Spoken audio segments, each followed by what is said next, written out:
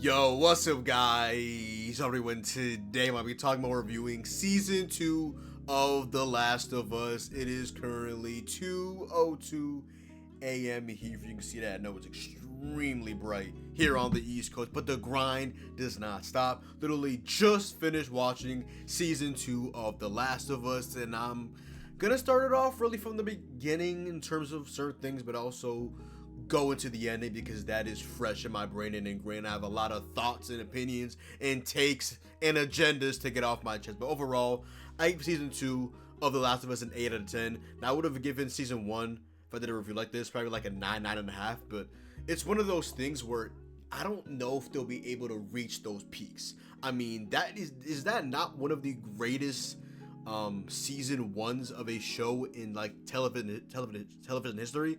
Coming from a guy that never played the Last of Us game or watched people play the Last of Us, that was amazing. My brain is mesmerized. I mean, season 1 was phenomenal, you know? The whole clicker thing and the Joel and the Ellie and saving her and going through all these loops and obstacles and things like that. Like, that was phenomenal. That was cinema. You feel what I'm saying? That was chef's kiss. Season 2, you know, we still see some Joel. We see some Bella. But Joel goes out in like in episode 2, and like Pedro Pascal Joel, like that's my guy, that's my favorite character. And again, I didn't play the game, so I didn't know that he was going to die in episode 2. So it's like, and then you see Ellie being really like obnoxious and not really understanding that he literally saved her life in multiple ways, took her out of an awful situation. And the second part was the cure thing, you know, the hospital where the whole Abby father thing went down, and she had her old villain arc, you know, because Joel could have gave up Ellie and they would have had a cure against the infected, but he chose to kill everybody else in the hospital, leave with Ellie, and not have the cure. He literally could have had it. He could have had the cure, but he's like, no, I want to protect Ellie. And then you see Ellie not reciprocate that same energy towards him, and I'm like, I don't like that at all. And now Ellie's the main character. I end up finding out after Joe obviously dies, and I'm just like, and then so much goes on with Ellie. But let's get into the ending. Let's get into the ending real quick, and then I'll wrap this whole thing up because it is ingrained in my brain right now. I feel like the last episode, it was It wasn't great. It wasn't awful. It was really And a lot of this comes from the fact that I'm rooting for a lot of things to happen, and I was rooting for a lot of my agendas. It didn't work out at all. So yeah, I'm getting into this whole thing, you know, Dina and Ellie and Jesse, some sort of love triangle. Not really, because Dina and Ellie are basically together, but they were on a mission together to go to Seattle, and you know, they're fighting. They're going through different obstacles. They're in Seattle. There's a lot of like basically terroristic groups, and they're trying to maneuver their way through it. And basically, Dina's just out of like a secluded area where, you know, a shelter because she is pregnant. But Ellie is going out to basically, funny as it sounds, fight crime. So she gets into an accident. Don't really end up seeing, I don't think, what really happened to her. But she ends up talking a little bit with Jesse on the way to another mission, and yeah, but that's besides the point. So they had a moment as well, Dina and Ellie, because Dina had saw or heard that Joel had died while Ellie was in that area. She literally saw her father figure, and really her father, for being honest, just die right in front of her. And that's like, that's brutal. Like, that is like something you never forget for the rest of your life. That is something that, you know, you probably won't ever get over if you're a sane individual. And even if you're not, you probably won't get over that as well. So Dina didn't know that the reason why that the Fireflies, especially Abby, were going after Joel, ended up killing him, was the fact that the cure, and I mentioned how he killed everybody in the hospital. One of those people was a doctor, and the doctor, Abby's father, just right to the head. That's tough, you know. I was talking to a couple people that play like the game, and they're like, not gonna lie, fuck Abby. And it's like, I feel you, you feel what I'm saying, but also put yourself in her shoes as well. Imagine your dad dying for something that he probably shouldn't have, and now you have to live with that for the rest of your life, and you are in the vicinity of the guy that caused you and your family all of that pain. What would you do now? Me personally, I'm not killing somebody over that. I don't know what I would do, but it wouldn't obviously be that, you know. But it's also tough to manage your emotion. But again, that is like the most insane possible thing you could do. But they're also not in a world where there's like police. They're like in their secluded areas. There's not really guidance or violence protection, I would say, for the most part. I mean, most people get killed in The Last of Us and they don't really go to jail. It's kind of like it just happens, if you kind of catch my drift and catch what I'm saying. Yeah, Ellie ends up telling Dina, and then she understands why they went after and ended up killing Joel. And there's something about Dina's vibe I feel it was kind of like off after that. That's just what I'm saying though at the end of the day. And then Jesse finding out that Dina was pregnant. Mind you, he's obviously going to be the father. But Dina didn't tell him yet. And then Ellie gets into it at the end of it as well. She's hanging by a rope. They're about to skin her to death, like we've seen them do to multiple people. And they hear a horn. I know I'm all over the place, but I'm just trying to get into this part first. They hear a horn, a loud horn back at the village. Something's going on back there.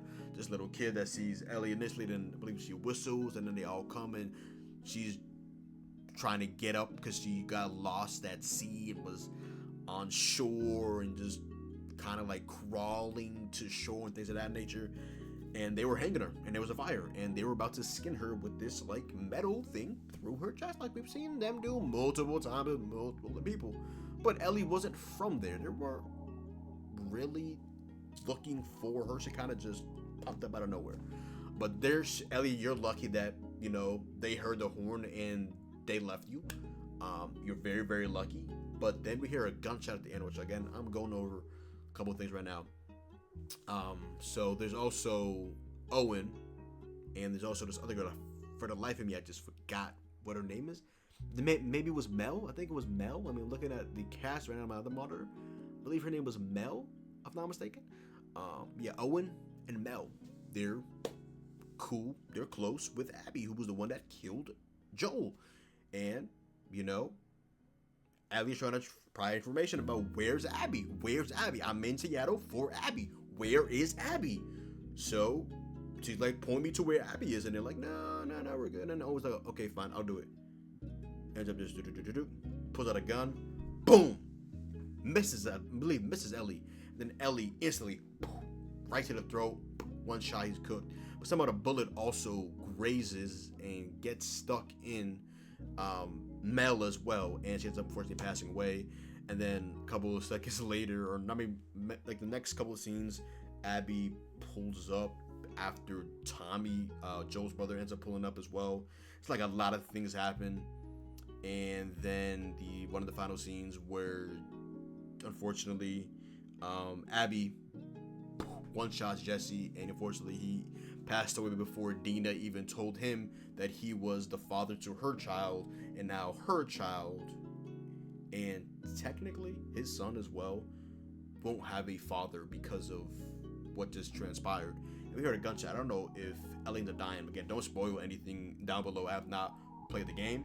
I have not watched anybody play the game, and if I did, I don't have that recollection in my brain. It's fried right now. So yeah, so Abby pack hopefully soon. You feel what I'm saying? Because Joel dying, Abby staying alive, like my agendas are in the gutter. Like, come on. And then Jesse dying as well, you know, right before he was gonna find out that he was officially a father to Dina. And now hopefully at least Dina and Ellie can make it out of Seattle somehow, some way, even though Abby literally shot a gun and God knows if it hit her, because I don't know. Ellie's the main character of the show. I don't know if he's gonna be gone at the beginning of season 3. Maybe they just do another one of these throwback things like they did with Joel in the episode 6, the previous episode to this last one. I don't know at the end of the day. But yeah. So let's just start it off from the beginning as well. That was the ending. Let's get into the middle. That was a lot actually. I just got into. I'm trying to really like speed past it because it is like 2 a.m. here on the East Coast. But let's get into it. So like overall, I said season 2 of The Last of Us was an 8 out of 10. This Firefly shit. I mean, it just gotta stop. The Fireflies, y'all are officially washed. Can we stop? Like, come on now, y'all are washed king. You can really tell that Joel really cares for Ellie, especially that moment where, again, for the life of me, I can't remember, but they were at the bar and Dina and Ellie were having a moment, and they got like, no, don't do this. This is oh, it was Seth. Seth, I think. Maybe Seth. I don't know. Maybe Seth. Okay, cool. He had the moment, and he's like, no, this is a family event. I don't need y'all doing all this. Basically, being like homophobic to an extent, and Joel out of nowhere is like pushing him, like, what you mean? Along nature, I don't know. Again, I don't remember the exact lines, but sticking up for Ellie, and he's like, "What are you doing? I don't need you to stick up for me. What are you doing?" Like acting like mad and disappointed, and like, "What are you doing?" Like, Ellie, he's helping you. He's your father figure. He's basically your father. He is helping you out of a situation that probably shouldn't have been escalated. You feel what I'm saying? So it is what it is at the end of the day. But she really, like I mentioned earlier, wasn't reciprocating that energy towards Joel. He cared about her a lot more than she showed, at least, that she cared about him. And like I mentioned, he did unfortunately end up dying in episode 2. So yeah. Also, shout out to Tommy, who is Joel's brother, and Maria, his wife, and I believe they have a kid as well. Tommy, man, Tommy is so lucky because the infected were about to pull up, and then the wall got some of them as well, and some of them, him and his group ended up just killing them. It was just absolutely absurd. And one of them, I vividly remember this. Randomly, they're about to get Tommy, and then they just end up catching on fire and dying. One of the affected, like, Tommy, you're so lucky. Shout out to Tommy though. He is a legend for so far. Again, I don't know what happens at the end, but so far through season 2, Tommy, you're him, brother. You're him.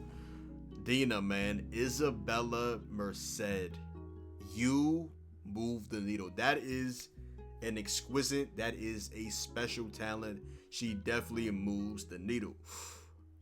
I really hate how Joe went out.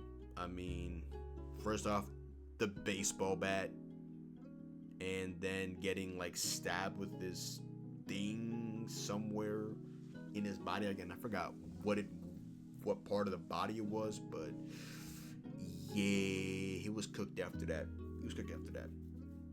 Like I mentioned, watch Ellie be appreciative of Joel now that he's no longer with us. Like, people need to start being appreciative and really, understanding what they do have currently, instead of when that thing is no longer there, or God forbid no longer with us, and then you really appreciate that for what it really is. You get what I'm saying?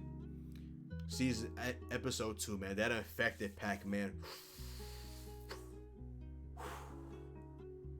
We are smoking on that infected pack. By the way, I got asthma, so I never smoked a day in my life, so don't judge me. Yeah, dig what I'm saying. That was an elaborate plan, though. Send them all up the wall. They had the, what's it called? The not the fire extinguisher, but the thing where you just, the blowtorch, I guess, with blowtorch with the fire, things like that. And they had guns and snipers and all that. Man, they are locked. They were locked. And is it just me? At first, is it not a little bit tough to really see if a person is, a human or infected? Because some of them just look like straight up just zombies, and some of them kind of still have that human look. So it's like, damn, make sure you're not killing somebody that's a human. But they ended up killing everybody that was infected, so good on them.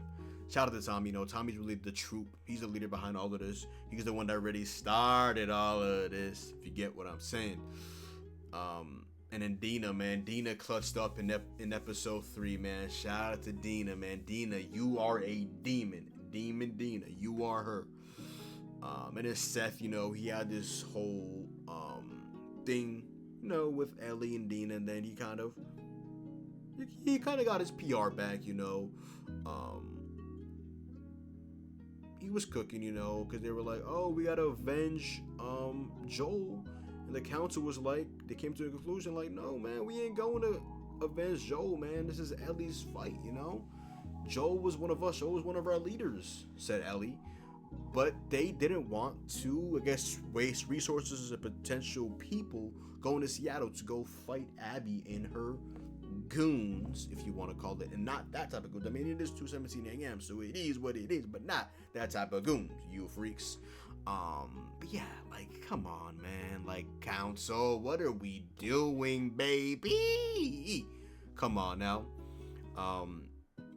Yes, Seth was one of the real people that were like, no, man, we gotta go avenge Joel, man. What do you mean? What is this? Come on now. They got one of our own. We can't get one of them. Come on now. What are y'all talking about? And this guy, Carlisle, again, that man is so weak, bro. Like, genuinely. I gotta look, bro, because I had written him down, but also, like, I watched so many things to the fact that I kind of forget. So I'm looking at Carlisle right now. Yeah. Oh yeah, Carlisle. Carlisle, I think, was the one that was opposing them to go to Seattle. I don't know, man. Carlisle, you might just be too weak, big bro. No, you ain't big bro, actually. You little bro. Carlisle, you menace to society, you freak. And yeah, by the way, fuck the council. Council pack. Council K. That's trying to waste resources to avenge Joel. Joel was one of the leaders as well. Him and Tommy were the leaders of your group, and you can't, just do that. You got to come up with this gimmick of like, let bygones be bygones. Like, no, man, they get one of yours. You got to get maybe a multiple of them. You know what I'm saying? At the end of the day, it is what it is. Something about Gail, man. I mean, we ended up finding out that Joel killed Gail's husband because he was infected, but he had enough time to go ahead and talk to her and give her a final words and also get her final words as well. But Joel just randomly just killed her even after Ellie was on the horse, got another horse to help them as well. And she was just like, wait till I come back, and then boom, boom, boom, boom, boom. But he didn't want to take the risk. And then he initially tells Gail the wrong story, that he didn't have time and he wanted to do this, but he couldn't. And he just had to sacrifice. And the other one, Ellie, the troll herself, was like, nah, Joel didn't do that, as he's literally hugging her and comforting her and just believing him. And then she ends up just going to hate him and being like, what? He had time and you didn't let him come see me for his final words? We couldn't give each other a final goodbye? That's my husband right there. Come on now. Joel, man, that's a bad look, but he didn't want to take the risk. Imagine midway in the horse ride, he just turned into infected and both of them are gone. I mean, not both of them, because Ellie is, what's it called? Ellie is, she's basically a vampire, man. She's unfuckwittable. She can't really get infected, and it doesn't really affect her at the end of the day. You feel what I'm saying? Because Ellie's her. Ellie being immune, yeah, she's her. You know what I'm saying? And then Dina, out of the blue, just pulling up to Ellie's house and coming up with a plan to go with Ellie to Seattle. That was beautiful. The other moment, but we didn't know really what they were on. And Dina, real one. Shout out to Seth as well. He ends up helping as well. He didn't end up going because Ellie had like an injury or something like that nature. But shout out to bro. And for a little bit, for like 5 minutes, maybe at most, we got to see my GOAT, Josh Peck, for a little bit in The Last of Us, just for a little bit, because Isaac, his menace society, ends up bombing his group for some odd reason, because he is a terrorist. And then I kind of, my heart a little bit when Ellie was singing while playing the guitar that Joel had got her, man. I have a soft heart at the end of the day, that kind of got me. You feel what I'm saying? And then Scar, man. Scar literally, he got multiple scars and then ended up dying because he just didn't want to talk. And he ended up getting burned by, what was that, Isaac? Like, Scar, man. Pack, sadly. And the bodies in episode 4, from those camps and random groups that were just going through it. Kids, adults, just bodily fluid smells that they're decomposed and dead bodies. Like, ugh, pu, what the fuck is that smell? And also, what a save from Dina episode 4, just bailing Ellie out. Dina, Ellie, to a point, Jesse, Tommy. I don't know if this clutch genes they have, or for Jesse had, was generally just absurd. It is just absurd. And then Dina out of the blue just announcing that she's pregnant, like, and then Ellie's like, "I'm gonna be your father," and I'm like, I don't know when this was back, but Ellie, I don't think Ellie's gonna be your father. You know, she might be like a father figure, but Ellie, you know what I'm saying? You ain't no father, baby. Come on now, that was Jesse, and then he unfortunately just got one shot, and he's cooked, unfortunately for him. So yeah. And then as soon as Dina says that, she instantly kisses Ellie. They have a little nice moment as well. And then we end up learning about Dina's family story and how she went out one day, coming back home, and then a robber had killed, what was it, her mom and her sister, and she ended up having to clean the whole thing up. And I think did she end up getting the person that killed her family? I believe she said that as well. But yeah, that was just a brutal story. And then Jesse out of nowhere just put up to Seattle because he was doing some behind the scenes work and coming up with plans and reading and reacting, and somehow trial and error goes to Seattle, ends up finding out where they are, and just when they need him the most, he steps up and boom! Jesse, brother, you are him. And then episode 6, we have the Joel throwback episode where they're going through it and they're talking and things of that nature, and it's like, good. Zelda Pedro Pascal, they had the whole space thing where she was quote unquote in space. She had the space helmet on and things like that. They're having a real good, jolly old time. You could really, really tell that, Joel had real unconditional love for her. And last thing I gotta say, fuck Nora. All I gotta say, fuck Nora. Nora K. Nora Pat. All I gotta say at the end of the day. But yeah, 8 out of 10 overall. A couple people want to shout out, from the cast as well. Shout out to Bella Ramsey, obviously, as Ellie. Pedro Pascal, my GOAT, as Joel. Gabriel Luna, Tommy Miller. Isabella Merced, fine shit, as Dina. Really, Jessie was played by young Mazzino. Interesting. Maria, who's Tommy's wife. Rutina Wesley. Seth. Robert John Burke. Abby. Kaylin Dever. You menace to society. I can't wait till you are in a pack, Abby. You fucking menace to society. Owen. Spencer Lord. Nora, Tati Gabrielle, who was just in You as Mary Ann. If you know ball, you know ball. Ariella Bear as Mel. Catherine O'Hara as Gail. Benjamin Miller, who is Tommy and Maria's son, as Ezra Benedict Ogben Casey? Maybe I got that correct. Don't know. But yeah, man, that was a good season. There's just a lot of things I was rooting for just didn't go to where I really expected them to go. So I don't have a high rating on it, but 8's still cool. 8 is still cool. Man, you see some fine shit and she like, you a cool 8 out of 10.